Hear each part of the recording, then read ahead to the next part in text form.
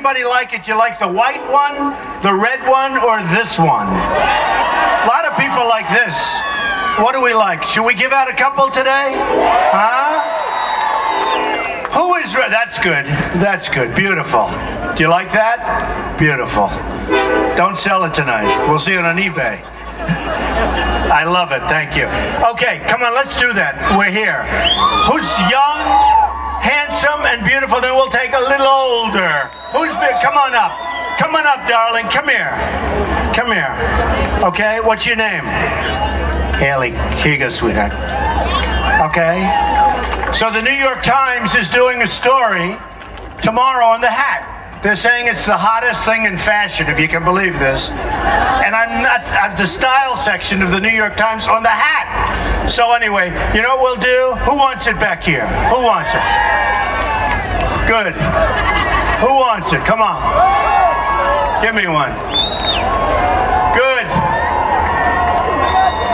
Good. Okay, folks. So, what a nice train. Oh, beautiful. He's waving to me. Beautiful. That's called the USA right there, right? That's called the USA. Beautiful. Man, I love that stuff. I love that picture.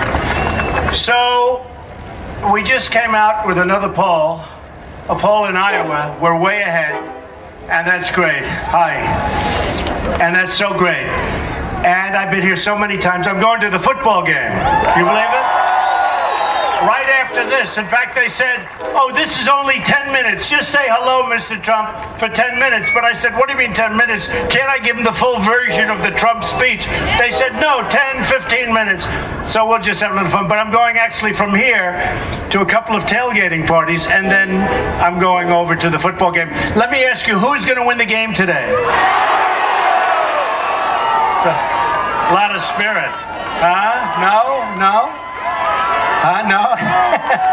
It's going to be a great game. Which team is favored to win? Yeah, that's what I hear. Okay. Well, if you don't mind, I'm not going to pick one. Does that make sense? That makes sense. Everybody fully understands that. So our country is in trouble. We have a lot of things going, but the best thing we have is our people and our potential.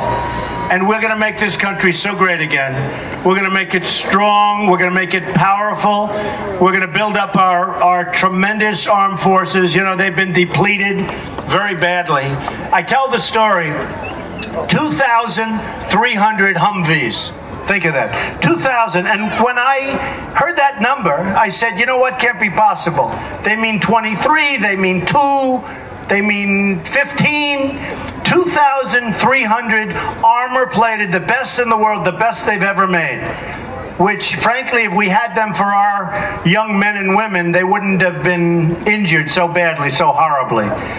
And one bullet gets shot up in the air, and they're all gone. They go to the enemy. So the enemy has them right now.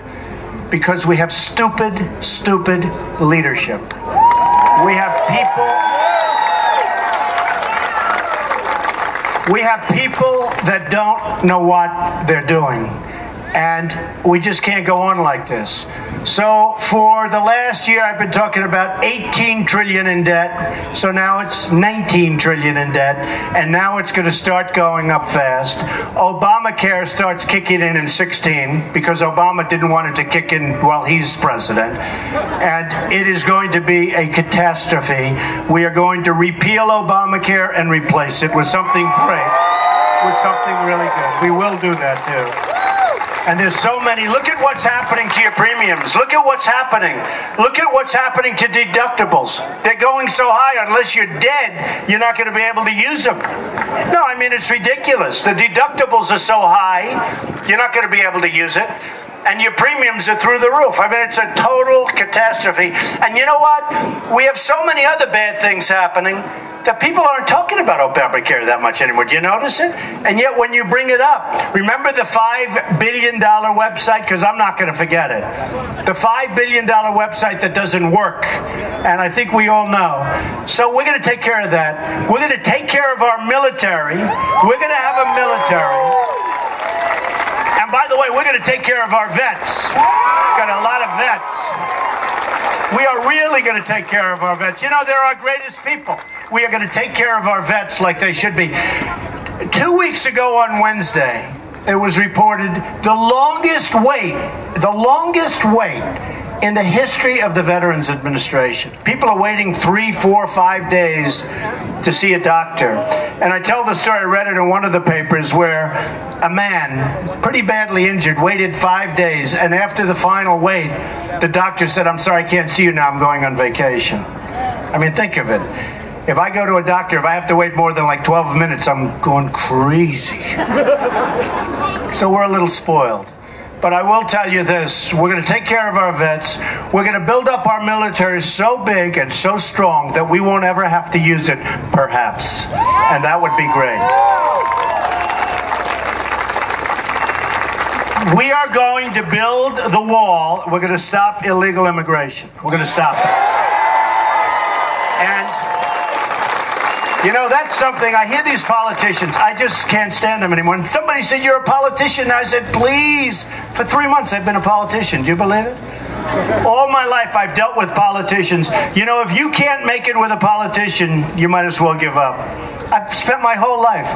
I help them. They'll do whatever. You know, it's the whole thing is, I hope we don't have too many politicians. We'll exclude the people that are in this audience. But I'm now a politician, which is crazy to me. It's crazy.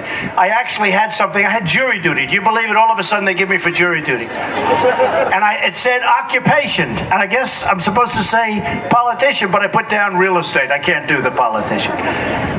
But politicians are all talk. They're no action.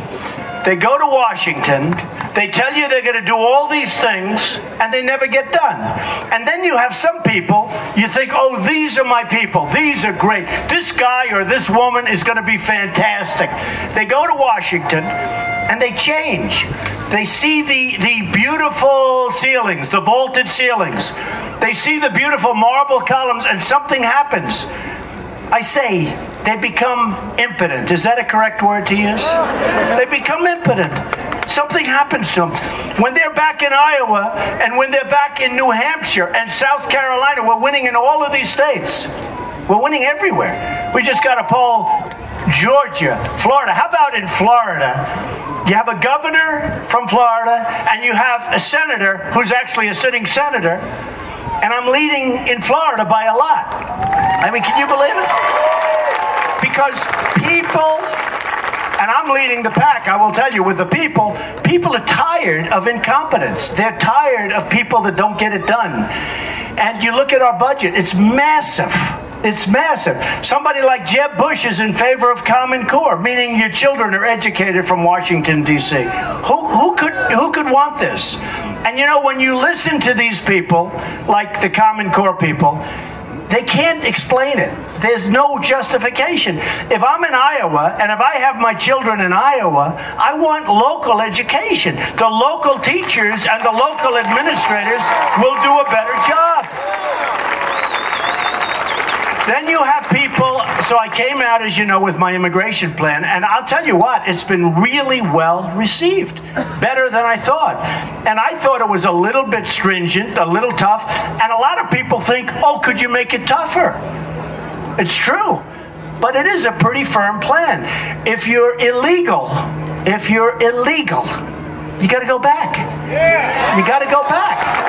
Now, if somebody's great and they've been here for a long time, I don't think we can, and I can't live with doing anything.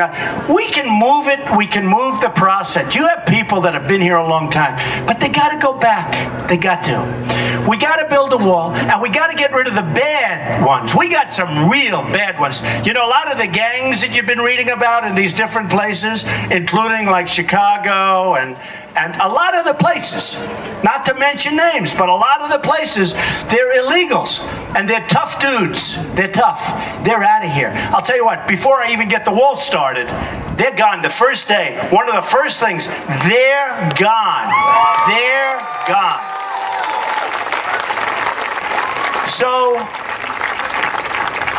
we're going to take back our economy. Right now, if you look at what's going on, trains like this, they're going, and you know where the stuff is going? goes to China. They don't pay us. We pay no tax. You know the whole thing with the tax. A friend of mine who's a great manufacturer, he sends stuff to China. He has to pay a fortune in tax. When they take his product, they don't even take his product. They don't want it. And yet they send it, and we're stupid. We take everything. No tax, no this, no that. I like free trade. But when you have free trade, you have to have smart people, smart negotiators. We don't have those people. We don't have those people. And believe me, if I'm elected, I know the smartest, I know the toughest, I know the meanest. Some are just horrible human beings. They are. They're horrible. You would not have dinner with them. I tell you, this gentleman here, who's a great vet, you wouldn't want anything. But you know what? I want them represented. Do you agree with that? Or would you rather have a very nice person like Carolyn Kennedy, right? She's representing us in Japan. She knows nothing. She admits she knows nothing. But we are going to have the toughest, the smartest. We're going to have people that are so good. We're going to have the greatest I know them all. I know the good ones. I know the bad ones. I know the overrated ones. I know the ones that will really do a good job and keep friendly, which I want. We'll have better relationships with China, Japan, Mexico.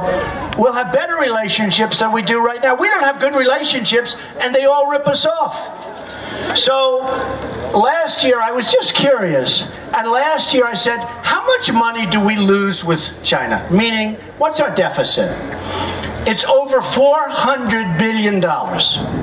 Think of that. $400 billion. I said, what do we lose, just out of curiosity, what do we lose with Japan? I was surprised, not that bad, about 60 billion. Not that bad. Not bad. You know, we only lost $60 billion. How would we like to have? Iowa would like $60 billion. There'd be no taxes for the rest of your lives, right?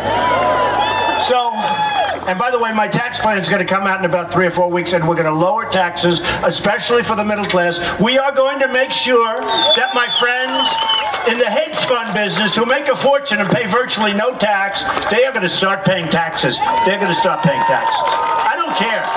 You know? I'm self-funding my campaign. I'm spending my own money.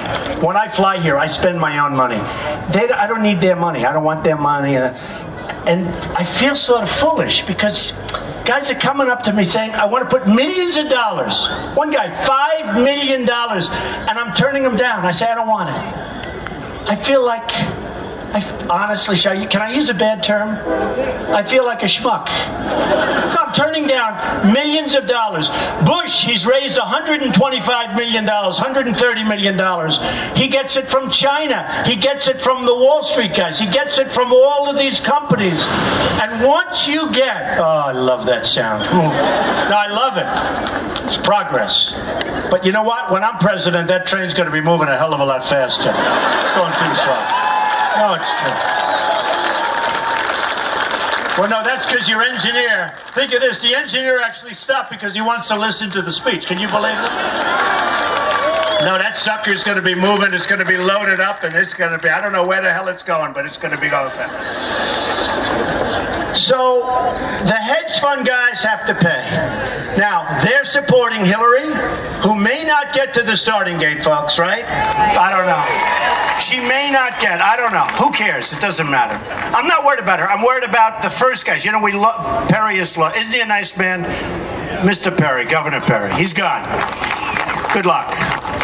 Oh, he was very nasty to me. But, you know, yesterday I put out a tweet. I said he's a wonderful man and I wish him well. People couldn't believe. But, you know, when you win, everybody's wonderful, right?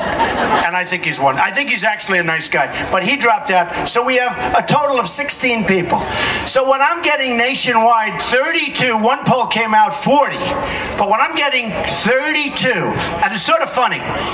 I have a poll at 40, I have a poll at 32, and then I have these other polls, and you know, they're all like that. Winning in Iowa, winning in New Hampshire, winning every place by a lot. And then I here's the headline. Carly is surging. She's got 3%. I hear Ben, who's a nice guy, Ben Carson, is a very nice man. He's surging, but he's way behind me. I'm saying, well, what about me? I'm leading. They don't mention that. The headline is, Carson surging. I keep saying, what about Trump? I said, oh, well, you're leading, but, you know. And by the way, I'm surging much more than him. I'm surging more than anybody. Because, look, I mean, in all fairness to Ben hit me on my faith. You don't hit a person on faith. I don't know him. He knows nothing about me. I'm Protestant. I'm Presbyterian. I believe strongly, believe in the Bible strongly. But he hit me on my faith. No, I believe strongly. You don't hit a person on faith. And he was nice enough to apologize. He actually apologized, which is nice. Most people won't do that, so I respect that. But it's a tough thing when you get hit on faith. But the one thing we need in this country, we need energy. I see where the evangelicals are supporting Trump largely. And I'm leading with the evangelical. And you know, part of the reason that they like me, and I think strongly, is they want to see our country. They're smart people. They know that I may not be perfect. And they know that. And maybe 10 years ago and 4 years ago, they said, no, he's not perfect. He's not perfect. And we can't. But you know what I'm really good at? I'm really good at making deals and making this country rich and bringing it back. And I saw Pastor Jeffers, I saw a few of them on television the other night, and they said, how do you explain that Donald Trump, and again, I'm Protestant, how do you explain that Donald Trump is leading substantially, by substantial numbers, with the evangelicals? And they said, because they're tired of losing. They're tired of getting these people that don't do anything, that have no energy. And it's true. People don't have energy. I don't think Ben has the energy. Ben is a nice man.